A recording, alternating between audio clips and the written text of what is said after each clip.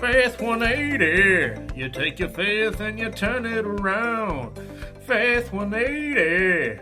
Yeah. I love the fact that you are trying to make that a thing. That's 2 times in a row that we are trying to make that a thing. It's a thing. It is a thing. It's a thing now. It's a thing. Welcome to Faith 180, everybody, the podcast where faith and mental health collide. I am one of your hosts, Tom Hazelton, and sitting across from me, actually in the same room this time, Mr. I'm in a different stall. Because we obviously record in a bathroom, Mr. Jordan Hamilton. Howdy, folks. That sounded very country, but we are here in some sort of room. We're not going to tell you what type of room it is. Some people call it a water closet. Others don't. Some water closets have couches. That's a good point. I know in high school we always thought the girls' bathrooms had couches. Was that a thing? I've always been under the assumption it was. That all female bathrooms have couches? All female public washrooms. All right. Well, write in and confirm that for us. Tom's very curious. No, we have a great episode for you today, and I'm really excited for it. I think Tom's really excited for it, and I think it's what the people want, Tom. It's definitely what the people want. I've mentioned it to a couple people who have listened to the update episodes, and they've told me they are very excited for this episode for one reason. Because we have a special guest with us today.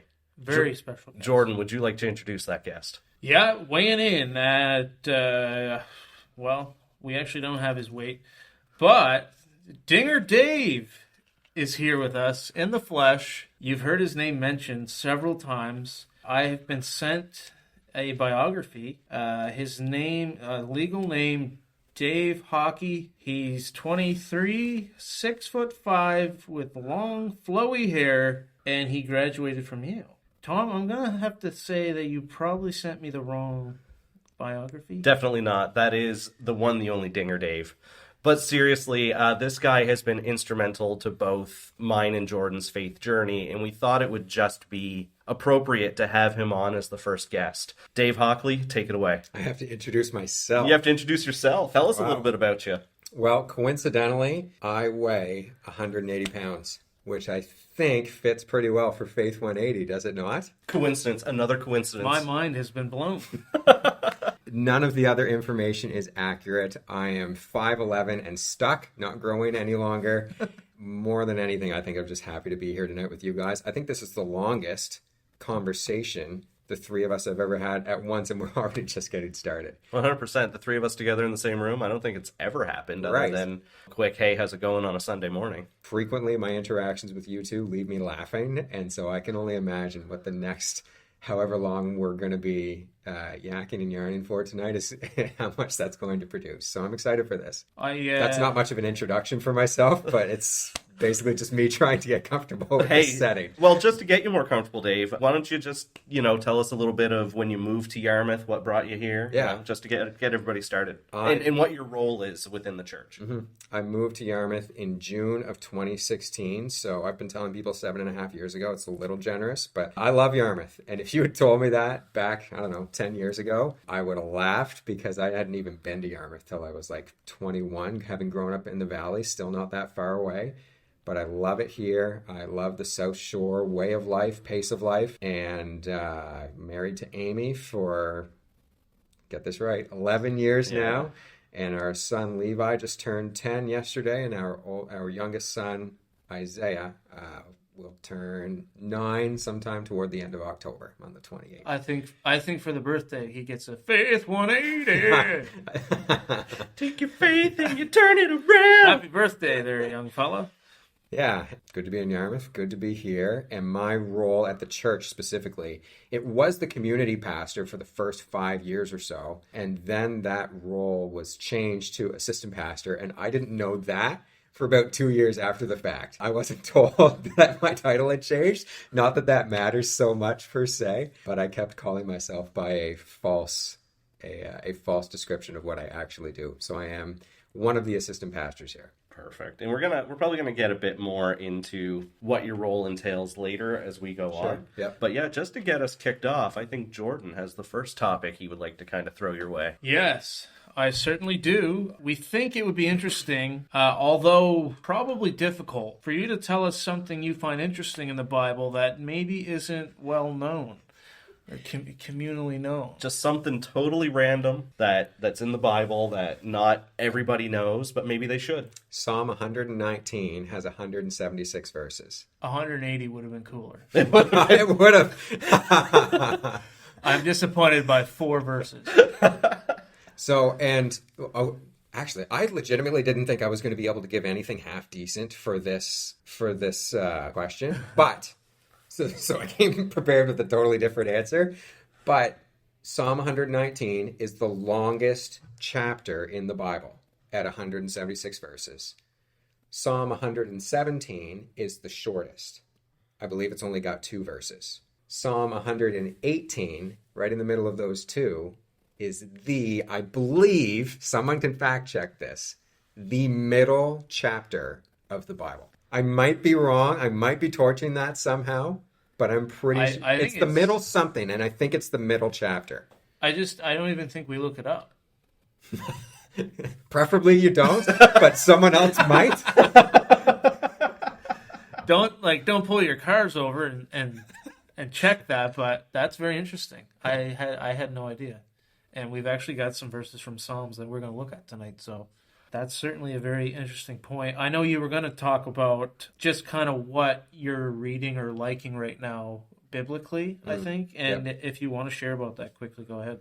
Yeah, I mean, perhaps coincidentally, it is the Psalms that I've been reading for almost a year now. And prior to this season in my life, I think I would perhaps give a hat tip to the Psalms, and yet never really much of a desire to spend much time in them because, I don't know, I couldn't really explain why. Just wasn't something I was really looking to spend much time in. But for the last however many months it's been, I'm loving the language that they provide, how honest the writers are with God, both in their gladness and in their madness, and ever is in between. And it has been very refreshing, and it's remarkable how I'll be reading at some point in the morning and come across a verse unexpectedly, and it's almost like the Holy Spirit will stop me dead in my tracks, and it's just almost a compulsion to just think about that verse for a little while, and it doesn't take long to see how that verse actually applies to something that may be going on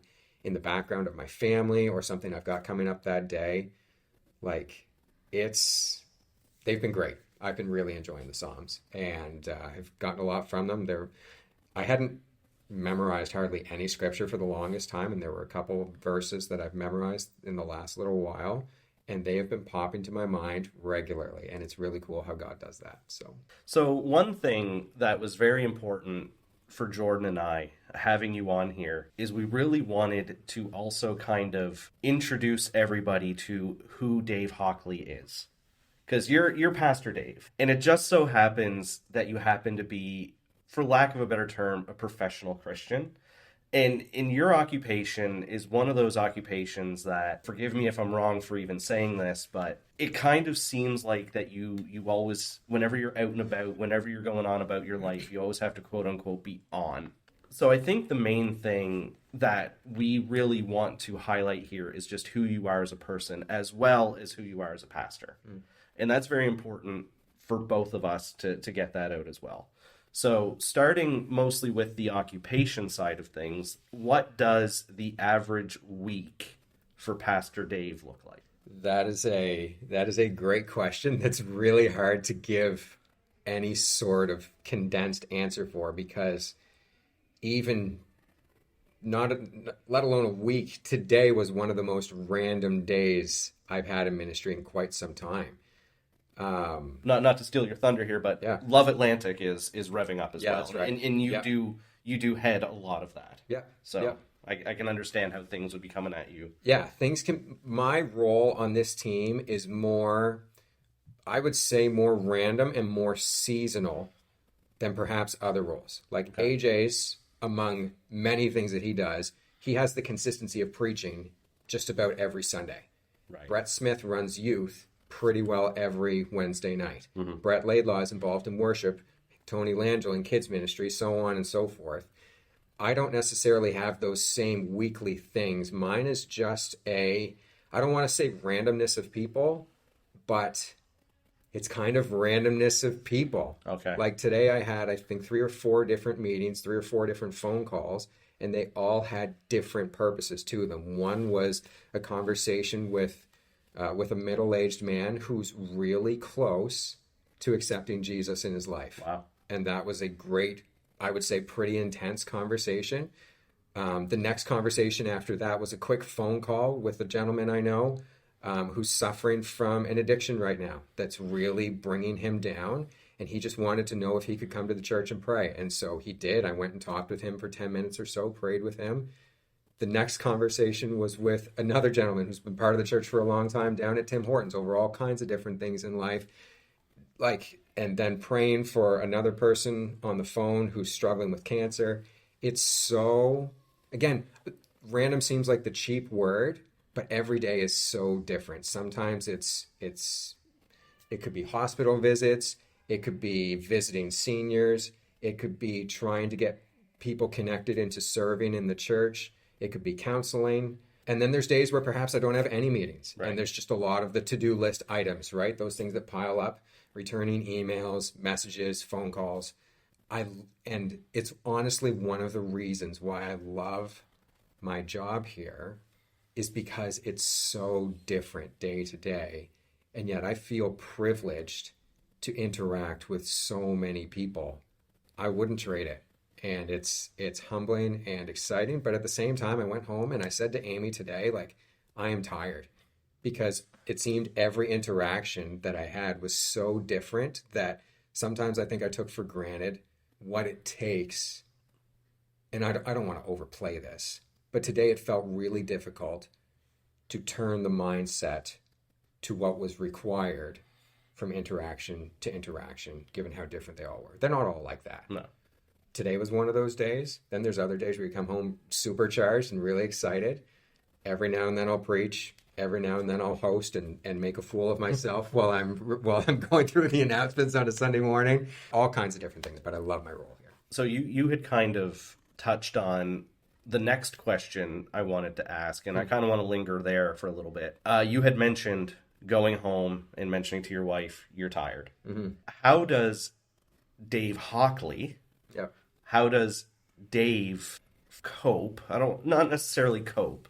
How do you take care of yourself in your own life, such as, I mean, you're a father and a husband, which comes with obligations. You have hobbies, you have pastimes, you have interests, you have your own mental health that you need to take care of as well. How do you cope, and how do you handle your own self when you take on so much from other people? My initial thought when you ask that question is I don't always do it well, for starters.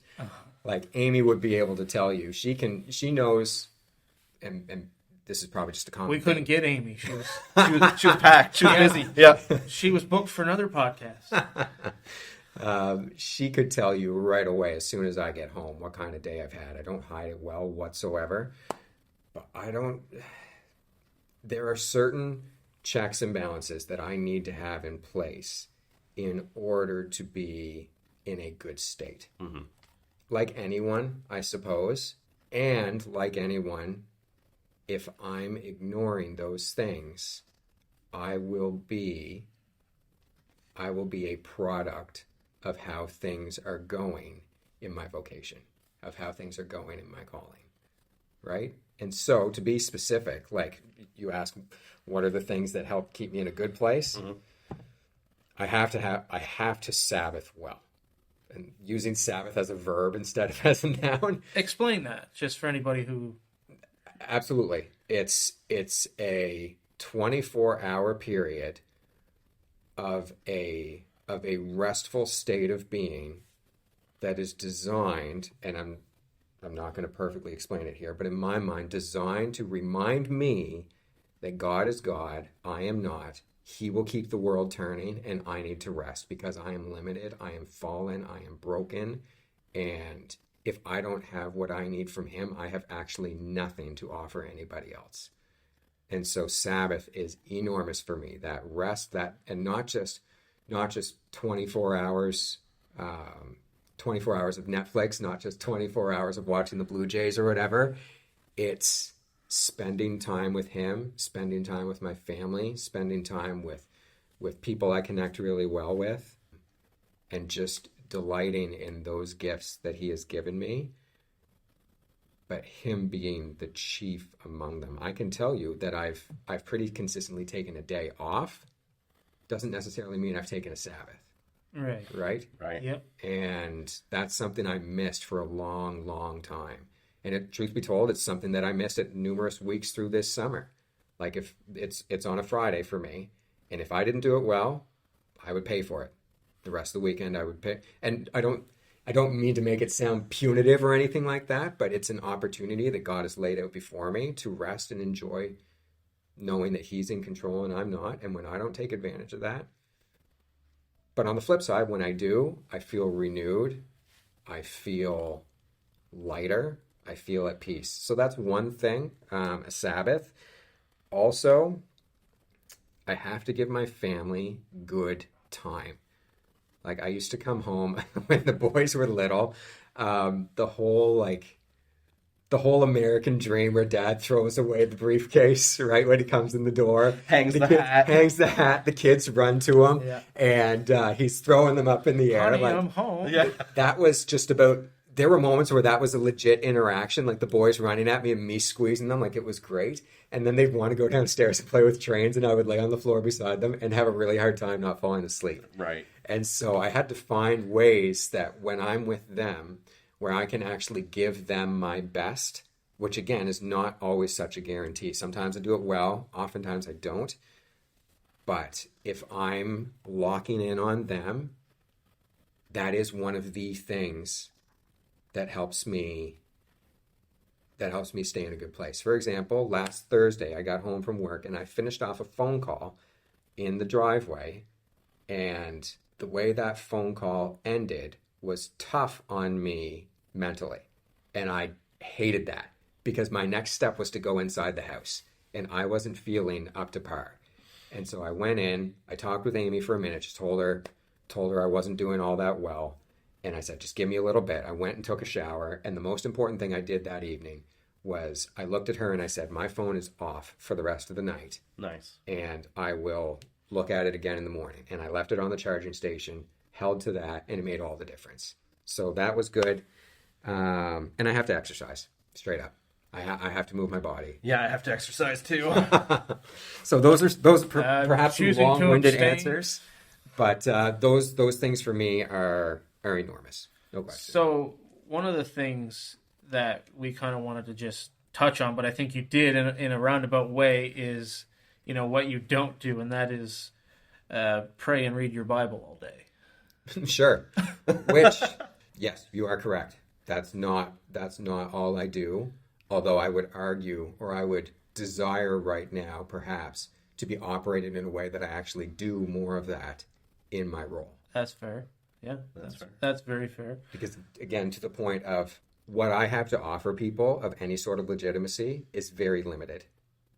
And if I am not in connection with God, I can be personable, I can be content, I can be that type of personality, but I may not be able to offer someone something of spiritual substance, which is actually Right. what my calling is. And I think we're gonna kind of recognize that as we work through this podcast and just tie mental health to the Bible. Mm-hmm. A lot of the themes are actually being in communication with God, having an open line of communication. You can have anxiety, but if you don't lay it at His feet.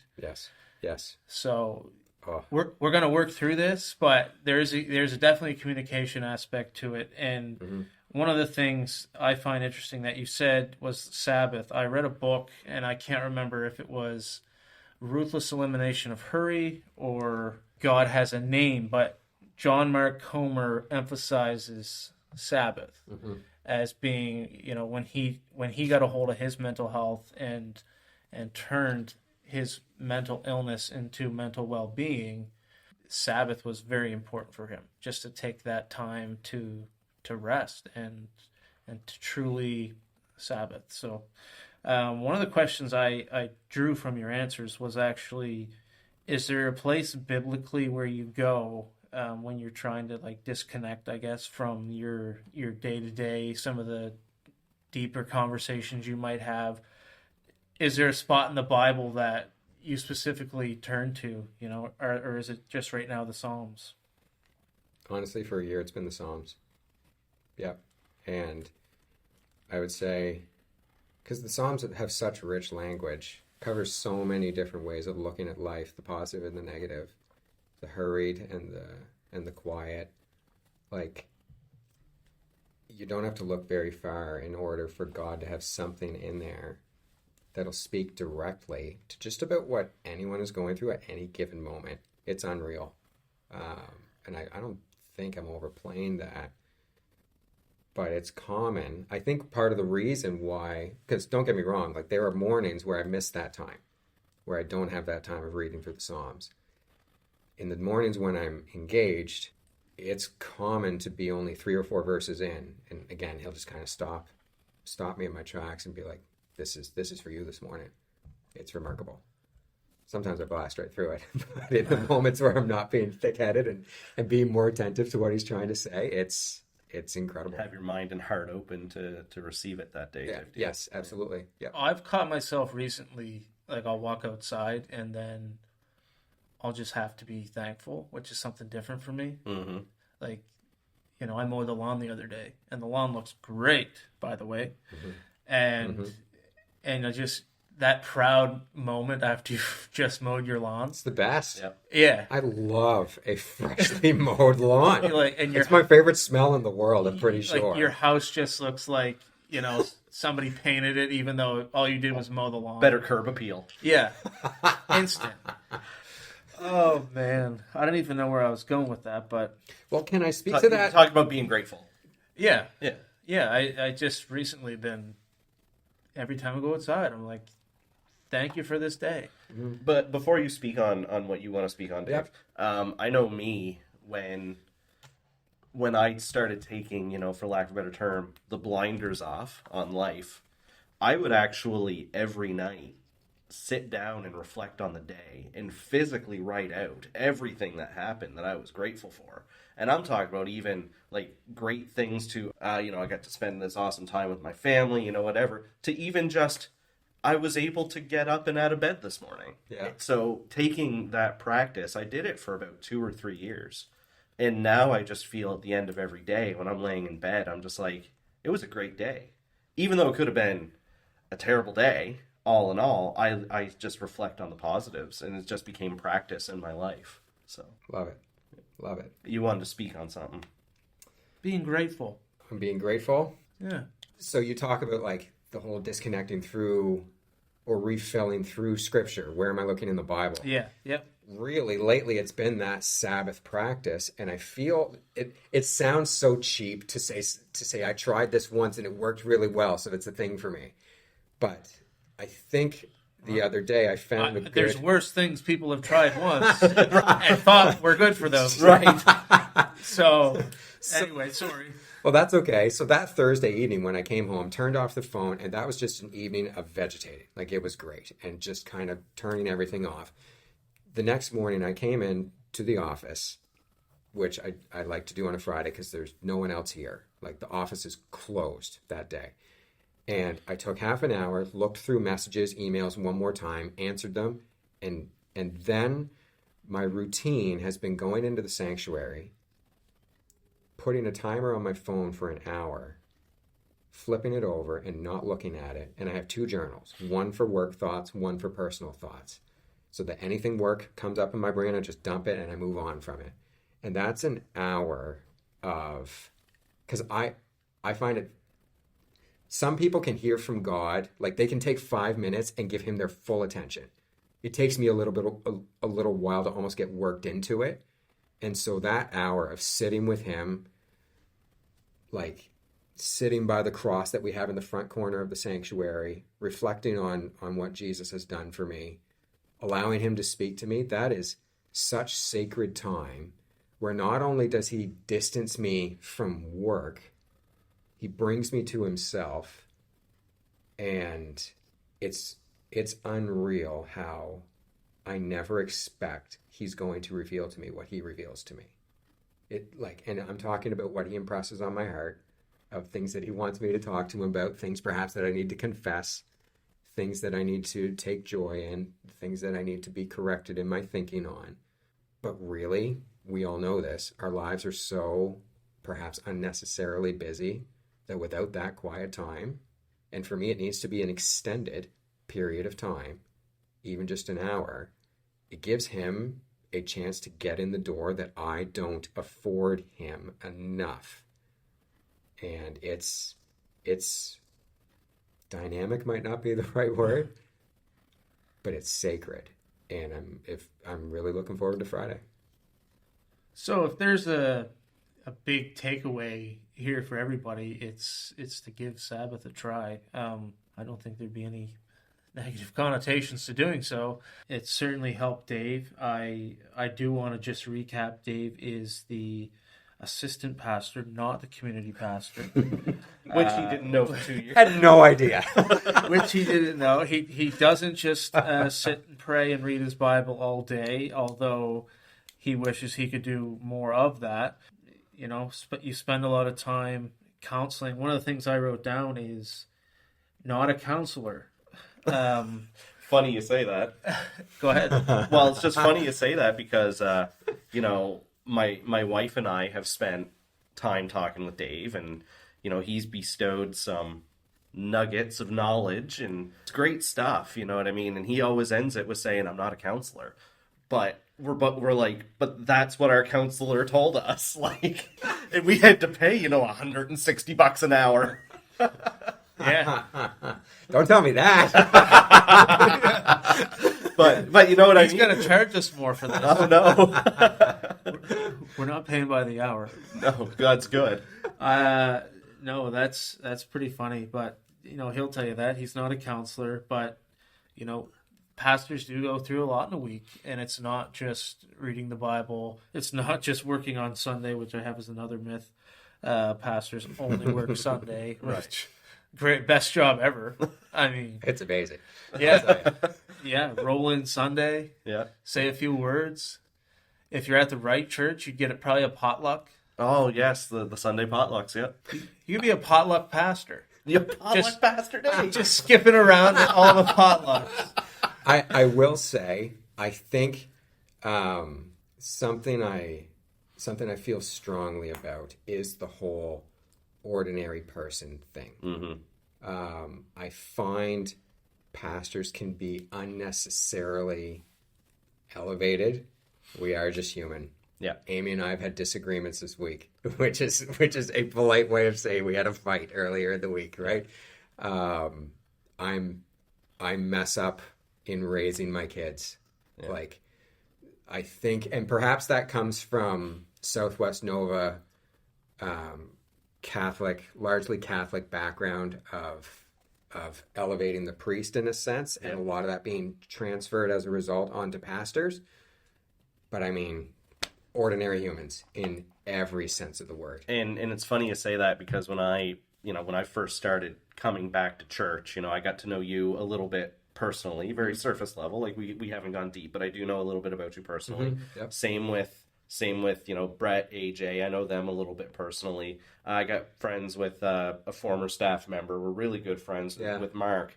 And I remember when I first started hanging out with Mark, I actually had a conversation with a very wise woman, being my mother, and I'm like, what do I say to him? Like, he's Susan.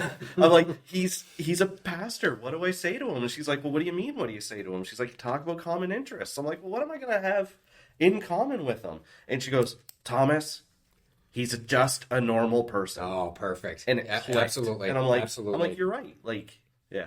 So that's what it took for me to be able to do that. I was going to say, while Dave was talking about that, one of the things I find this church in particular, and a few of the other churches I've visited, is approachability and the human connection of the pastoral staff. I'll be the first to admit, I went to a very large church in Toronto, and a friend of mine played drums for the worship team. I even sang some evening services, and I never met the pastor of that church. Mm-hmm. he would come out, give a sermon, and there wasn't really any communication afterward. It just felt weird. Like, maybe in some places that works, and would have felt more weird for you because you come from a very relational community. Everybody knows everybody around here, right? If you don't see that pastor on the platform, you're going to see him in Walmart. You're going to see him in Canadian Tire That's or wherever. And it just felt like there was like a veil, or like I don't know, something disconnecting the two, which felt weird. And again, it could just very well be that that is a community norm at that church, which we'll talk about eventually on the podcast. How there's certain community norms within worship and within the sermons, and things that go beyond that can be sometimes looked at as distractions. But I prefer this norm of seeing each other everywhere, right? Yeah. So just to kind of, and this is just something I just thought of, and I don't even know if I'm going to word this properly, but I will try it. You are well known as somebody, you'll linger in the back of the sanctuary on a Sunday, and you're like, that person hasn't been here before. I'm going to go say hi. I don't know if a lot of people know that that's the case, but I've witnessed it, like when I've been working tech, and you're just like, I don't know that person. I got to go, whatever. Do you still feel, despite our community of everybody knows everybody, despite of whatever, do you still feel that there are times that you still come off maybe a little intimidating because of the fact, oh, hey, I'm a pastor, I'm on staff, I noticed, I just want to come say hi? Sure. No, because usually I forget to tell them that I'm on staff. Okay. Like I'll go up and I'll say to someone, I'm the overly friendly guy on the welcoming committee. Yeah, wasn't there an SNL sketch about that? Like, I think so. The overly friendly guy. Anyway, go on. I'll go to people and I'll say, forgive me if I've met you before, because sometimes I have, right? And I just can't remember a person's name or whatever. But I just wanted to come and say hi. I'll try to get to know them a little bit, say their name a handful of times and make sure I get it in my mind. And then, because often I'm so excited in those moments of wanting people to feel at home, wanting people to feel known and seen, that I'll have to, at the very end, remember to not remind them, but tell them, oh, by the way, I'm Dave. I'm one of the pastors here. And then what I do is I go away and I'll go just to a corner for a moment where no one is. I'll haul out my phone and I'll write their name down quickly. Gotcha. on a note. That way, the next time they come in and I see them, I may not remember right offhand, and I can go and look at that list, and there it is, and I can walk over, because I think it matters that people know a person's name, especially in this community. 100%. But I don't think I hope it's not intimidating. My goal is to make it more about the person than it is about me. Right. Which is actually, it's easier for me to talk about other people than it is to talk about myself anyway. But yeah, hopefully not too intimidating. Perfect. And now, a word from our sponsor. We don't have a sponsor. Jordan just shushed Dave and I both. Here's to hoping. If you're out there and you want to sponsor this episode, well, I guess you'd have to retroactively do that. But it's safe to say that Dave is a very interesting human. And, outside of the pastoring, Dave is a human, and he does have his own life. And it's interesting to hear some of the coping mechanisms you have, or not necessarily coping mechanisms, but, ways that you are able to, relax, but also spend time with Jesus. So I find that's very interesting. Hey guys, it's Tom here. Sorry to cut this conversation short, and we hope that you're enjoying listening to Dave as much as we're enjoying talking to Dave. But if you want to hear more, just make sure to tune in on the next episode, where we will continue this conversation and we will talk about what the Bible says about mental health and Dave's first impressions of meeting us. Tom, I told you we couldn't afford 90 minutes. You've booked Dave for 90 minutes. I was kind of hoping that our sponsors would come through and front the bill for having Dave for this long. The sponsor thing was a joke, Tom. Anyway, please listen to episode 2 of Dave, so we can afford the next guy. Okay. Thanks. Faith 180 is an independent podcast featuring, produced, and edited by Tom Hazelton and Jordan Hamilton. Got a question, suggestion, prayer request, or story of your own faith? Email faith180 at faith180crew@gmail.com. Faith 180 is available on Spotify, Apple Podcasts, Google Podcasts, and YouTube. Don't forget to follow and turn on notifications for whenever a new episode goes live. Thank you for listening, and remember, you, yes you are worthy of God's grace.